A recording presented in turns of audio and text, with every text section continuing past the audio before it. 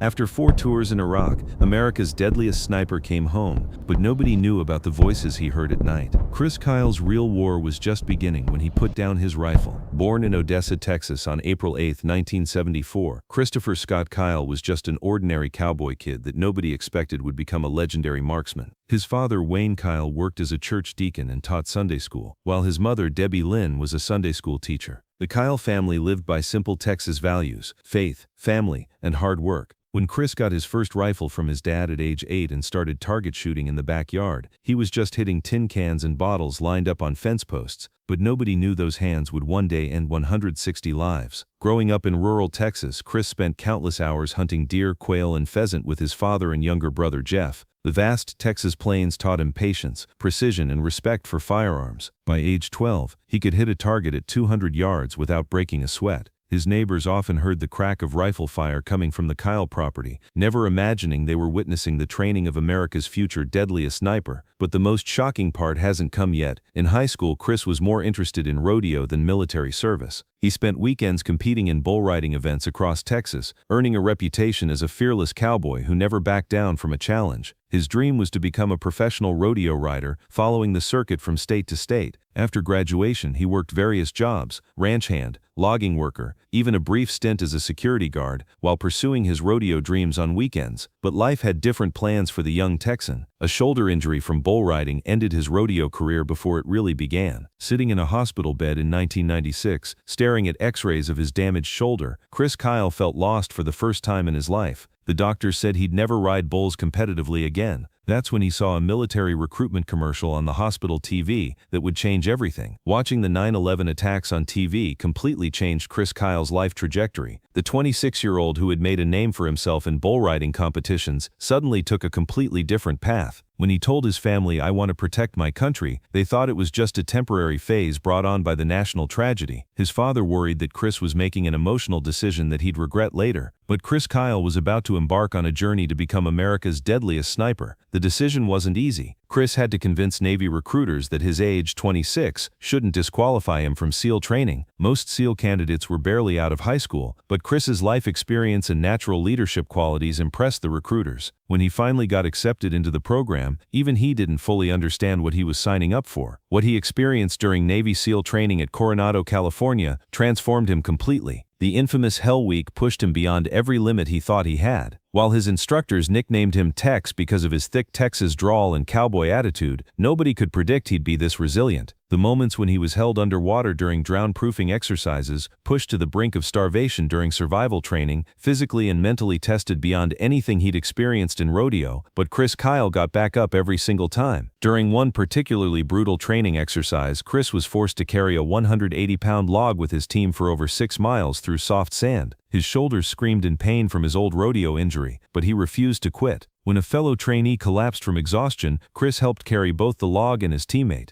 That day, his instructors knew they were looking at something special. This is where everything changed. After graduating from SEAL training in 2001, Chris Kyle was assigned to SEAL Team 3. His first deployment wasn't to Iraq, it was to Afghanistan in early 2002, hunting Taliban fighters in the mountains. But it was his transfer to Iraq in 2003 that would make him a legend. When he first set foot in Iraq as part of the initial invasion, Chris Kyle was only 29 years old. On the rooftops of Ramadi, watching enemies through his scope, he'd never forget the moment he pulled his first trigger. That moment wasn't just pulling a trigger, it was the birth of America's deadliest sniper. His first confirmed kill came during the Battle of Nasiriyah. Through his scope, he saw an Iraqi woman approaching a group of Marines with a grenade in her hand. The shot was over 100 yards, and Chris had less than 2 seconds to make the decision. When he pulled the trigger, he saved the lives of several Marines who never even knew they were in danger. That night, lying in his bunk, Chris couldn't sleep. He'd just killed someone for the first time, and the weight of that decision would stay with him forever. Fallujah, Ramadi, Sadr City. Every operation pushed him one step further into legend status. His buddies called him the Devil because when he showed up, enemies would run. Iraqi insurgents started calling him Al-Shaitan Ramadi, the Devil of Ramadi. But behind the determination in Chris Kyle's eyes, a weight that nobody could see was also growing with each confirmed kill. During the Second Battle of Fallujah in November 2004, Chris Kyle's reputation truly solidified. Positioned on rooftops and in abandoned buildings, he provided overwatch for Marines clearing houses below. In one 24-hour period, he recorded 8 confirmed kills, each shot saving American lives. The Marines began requesting Chris Kyle by name for dangerous operations. Word spread throughout the military. If you were going into a hot zone, you wanted the legend watching your back. Hold up, don't miss this detail. After every target he hit, Chris Kyle kept a small notebook with detailed entries. This notebook didn't just have numbers. Each one had a story. Why was that person shot? Which American soldier's life did he save? What was the distance and wind conditions? These questions and details kept him awake every night. But for Chris Kyle, these weren't just statistics. Each number represented a human life he'd taken to save American lives. One entry read, target, male, approximately 25 years old, carrying RPG, distance 1,920 yards, threat to convoy of Marines, neutralized. But what the notebook couldn't capture was the sleepless night that followed, or the way Chris questioned whether the man had a family waiting for him at home. During his second tour, he had stopped a suicide bomber at the last second. Through his scope, he watched a man in civilian clothes walking toward a checkpoint where American soldiers were checking IDs. Something about the man's posture and the bulky jacket he wore in 100-degree heat triggered Chris's instincts. The shot was over 400 yards, and Chris had to account for wind and the movement of both the target and nearby civilians. When his bullet found its mark, the subsequent explosion confirmed his suspicions. That day, he saved the lives of more than 20 American soldiers and Iraqi civilians, but nobody knew that after that night, Chris Kyle couldn't sleep for the first time since arriving in Iraq. The same voice kept playing in his head. What if I had been too late? What if I had been wrong? Now what you're about to learn will surprise you. By his third tour in 2006, Chris Kyle had become a legend throughout the military. Every SEAL team in Iraq wanted him. His name had become legendary among both American forces and Iraqi insurgents, the man known as the Devil of Ramadi. The insurgents were so frustrated by his effectiveness that they put a bounty on his head, $80,000 for the American sniper. Later, this bounty would increase to $180,000. But Chris Kyle wasn't happy with this fame, because every success, every confirmed kill, every life he saved, distanced him further from his wife Taya back home in Texas. Taya Kyle spent her days glued to the news, feeling both pride and terror watching reports about her husband's unit. When Chris came home on leave, he wasn't the same man she'd married. That easy smile and carefree attitude had disappeared. Even when playing with their children, daughter McKenna and son Colton, he was constantly scanning windows, checking corners, positioning himself where he could see all entrances.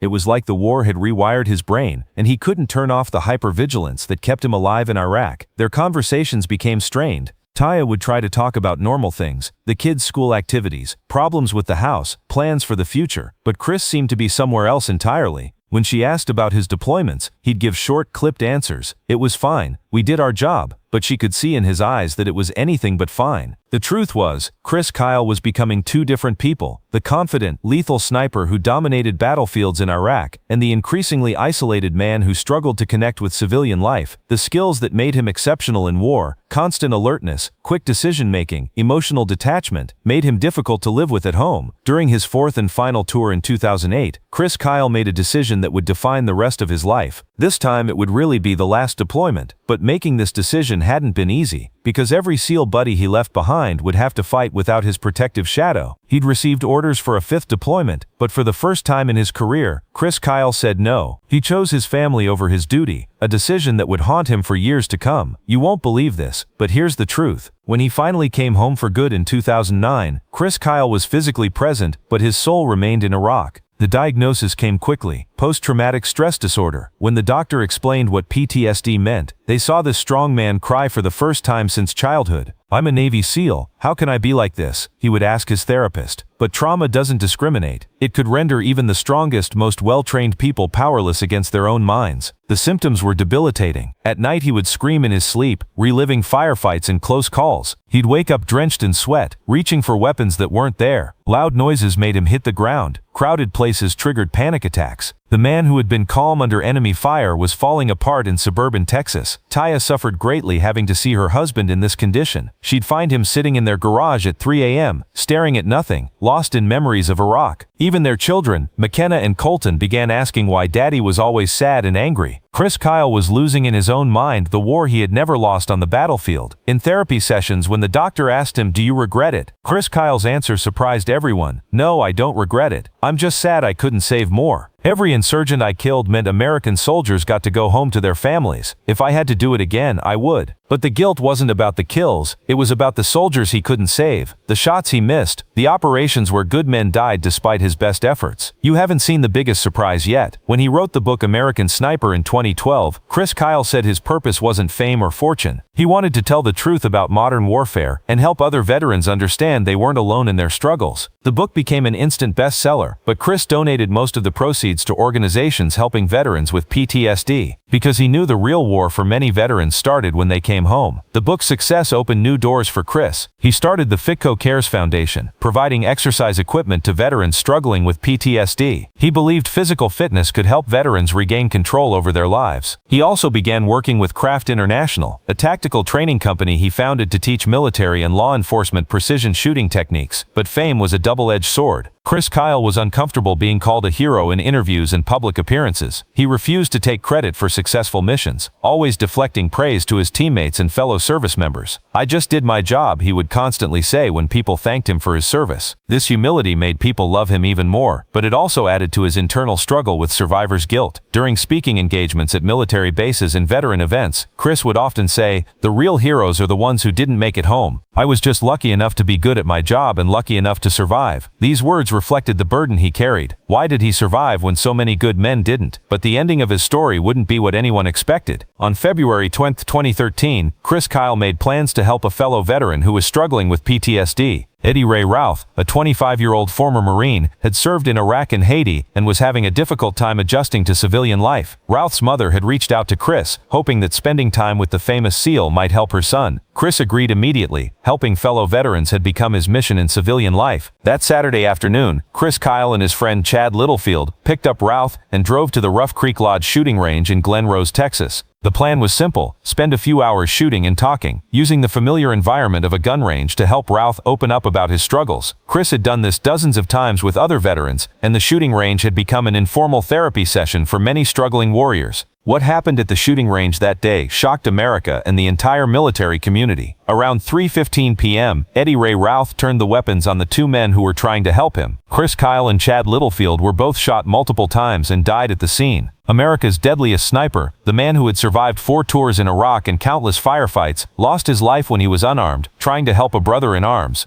The irony wasn't lost on anyone. Chris Kyle, who had cheated death so many times in combat, died on American soil doing what he felt called to do, helping fellow veterans. The man who had killed 160 enemies died trying to save one troubled Marine. During his funeral on February 11, 2013, thousands of people lined the 200-mile route from Midlothian to Austin, Texas. Patriot Guard riders on motorcycles escorted the procession, while ordinary Texans stood on overpasses holding American flags. In the eyes of people watching the flag-draped coffin pass, there wasn't just sadness but deep respect and gratitude. Chris Kyle had gone while still trying to help others, even in death. The funeral service at Cowboy Stadium in Arlington was attended by thousands, including many of the Marines and SEALs whose lives Chris had saved in Iraq. Speaker after speaker testified not just to his skill as a sniper, but to his character as a man who put others before himself. At her husband's funeral, Taya Kyle delivered a eulogy that captured the essence of the man behind the legend. Chris loved his family and his country more than anything. He was a hero, but most of all he was a hero because he tried to be a good person. He believed that serving others was the highest calling, whether that was in Iraq protecting his fellow warriors, or here at home helping veterans find their way. Today, Chris Kyle's legacy extends far beyond the number 160 confirmed kills. He's remembered as a man who saved thousands of American soldiers' lives, helped countless veterans returning from war, and loved his family deeply. His story proves that heroism is shown not just on the battlefield, but in daily acts of service and sacrifice. The Chris Kyle Frog Foundation, established by Taya Kyle after his death, continues his work helping military and first responder families. His book became a major motion picture directed by Clint Eastwood, introducing his story to millions more Americans. But perhaps most importantly, his example inspired a generation of veterans to seek help for PTSD and to support each other through the invisible wounds of war. Chris Kyle's early departure from this world was a profound loss for America, but the legacy he left continues to inspire future generations. His life reminds us that real strength isn't measured in kills or missions completed, but in the willingness to serve others, even when it costs us everything. The trial of Eddie Ray Routh became a national spotlight on veteran mental health issues. During the proceedings, it was revealed that Routh had been struggling with severe PTSD, paranoid schizophrenia, and alcohol abuse. The defense argued that Routh was insane at the time of the shooting, believing that Chris Kyle and Chad Littlefield were going to kill him. The prosecution painted a different picture, a man who knew right from wrong but chose violence over seeking help. For Taya Kyle, sitting through the trial was one of the most difficult experiences of her life. Hearing the details of her husband's final moments, seeing the man who killed him just feet away, tested every ounce of strength she had. But she refused to let anger consume her. Instead, she used the platform to advocate for better mental health resources for veterans. On February 24, 2015, exactly 2 years and 22 days after Chris Kyle's death, Eddie Ray Routh was found guilty of capital murder and sentenced to life in prison without the possibility of parole. The verdict brought closure to the legal proceedings, but for Taya and the Kyle children, the real work of healing was just beginning. The impact of Chris Kyle's death rippled through the veteran community in ways that surprised everyone. Veterans who had never met him personally felt a profound sense of loss. Many said that if America's deadliest sniper could be killed while trying to help someone, what did that mean for the rest of them? The irony wasn't lost on the military community. The man who had survived countless enemy attempts on his life died at the hands of someone he was trying to save. But this tragedy also sparked something positive. Veterans began talking more openly about PTSD and mental health struggles. The stigma around seeking help started to diminish as more warriors realized that even the strongest among them, like Chris Kyle, battled invisible wounds. Support groups formed in VFW halls and American Legion posts across the country, many of them bearing Chris Kyle's name or inspired by his example. The Chris Kyle Frog Foundation, named after the Naval Special Warfare insignia, the SEAL Trident, often called a frog by team members, became Taya's way of continuing her husband's mission. The foundation provides military and first responder couples with relationship counseling, communication strategies, and coping mechanisms for dealing with the stresses of high-risk careers. It wasn't just about the service member, it was about the entire family system that supports them. Chris always said that he couldn't have done any of it without his family, Taya explained during a foundation fundraiser. He knew that every deployment, every mission, every difficult day was made possible by having people at home who supported him unconditionally. But we also knew that this life took a toll on all of us. The foundation tries to give families the tools they need to stay strong together. The foundation's signature program, the Frog Family Retreat, brings couples to a ranch setting where they can reconnect away from the stresses of daily life. Former SEALs, Marines, and other veterans serve as mentors, sharing their own struggles and victories in maintaining relationships while dealing with combat trauma. The program has helped hundreds of couples work through issues that might otherwise have destroyed their marriages. One participant, a Marine veteran named Marcus, shared his experience. "I came to the retreat thinking my marriage was over. I couldn't talk to my wife about what I'd seen in Afghanistan, and she couldn't understand why I was so different when I came home. But hearing other guys talk about their struggles, learning new ways to communicate, it saved our marriage." Chris Kyle's death was a tragedy, but this program that came from it has been a blessing. The foundation also sponsors children's programs, recognizing that military kids face unique challenges. Camp activities help them connect with other children who understand what it's like to have a parent who deploys to war zones or works in dangerous situations. These kids often become ambassadors for military families in their schools and communities, sharing their experiences and educating civilians about military life. Meanwhile, the success of American Sniper, the movie, brought Chris Kyle's story to an even wider audience. Directed by Clint Eastwood and starring Bradley Cooper, the film became the highest-grossing war movie of all time, earning over $540 million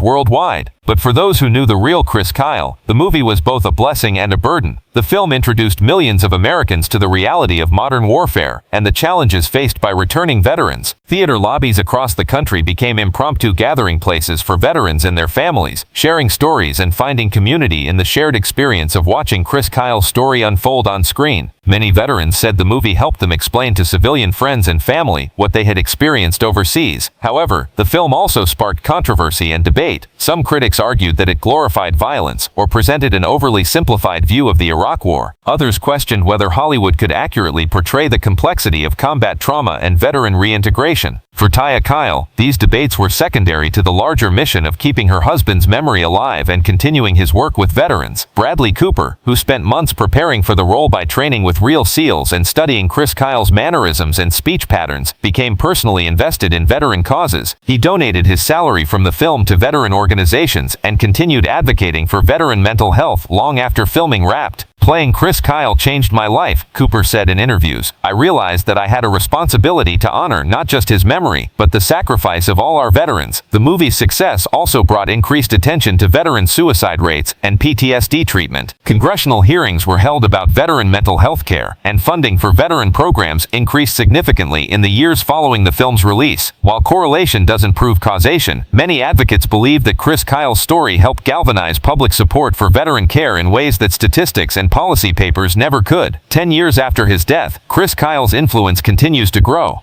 Military training programs now include his shooting techniques and tactical innovations. Sniper schools across all branches of the military study his methods and decision-making processes. His book remains required reading at many military academies and professional development courses. But perhaps most importantly, his example of seeking help and supporting fellow veterans has become embedded in military culture. Units now regularly conduct buddy checks where service members are expected to look out for each other's mental health. The phrase 22 a day, referring to the estimated number of veterans who die by suicide daily, has become a rallying cry for veteran advocacy, and many of these efforts trace their inspiration back to Chris Kyle's story. Young military recruits who weren't even born when Chris Kyle was fighting in Iraq now know his name and study his tactics. But more than his skills as a sniper, they learn about his character as a man who put others before himself. Drill instructors tell stories about the legend, not to glorify killing, but to illustrate the warrior ethos of protecting those who cannot protect themselves. The Rough Creek Lodge shooting range, where Chris Kyle died, has become an unofficial pilgrimage site for veterans and their families. A memorial plaque marks the spot where he fell, and visitors often leave challenge coins, military patches, and handwritten notes. The range's management has embraced this role, hosting annual memorial shoots and donating proceeds to veteran causes. Every February 2nd, the anniversary of his death, thousands of people gather at various locations across Texas and beyond to honor Chris Kyle's memory.